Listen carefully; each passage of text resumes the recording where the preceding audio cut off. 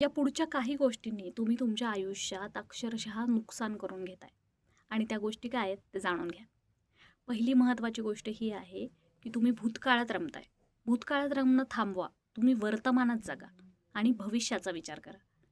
भविष्य त्यानेच घडतं जेव्हा माणूस भूतकाळातून बाहेर पडतो आणि वर्तमानात जगायला लागतो, भविष्याची प्लॅनिंग करायला लागतो.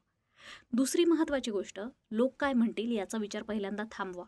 लोक तुमच्याविषयी काय बोलतायत याचा विचार तुम्हीच करायला लागलात, तर लोक काय करणार आहेत हा विचार करा. तिसरी महत्त्वाची गोष्ट म्हणजे स्वतःची तुलना इतरांशी करू नका.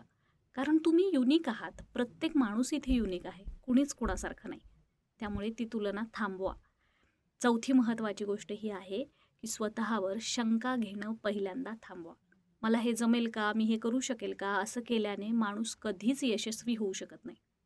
त्यामुळे पहिल्यांदा स्वतःवर विश्वास ठेवा, शंका घेणं थांबवा. आणि पाचवी सगळ्यात महत्त्वाची गोष्ट ही आहे की तुम्ही प्रत्येकाला खुश ठेवू शकत नाही. तुमची ती जबाबदारीच नाही आहे.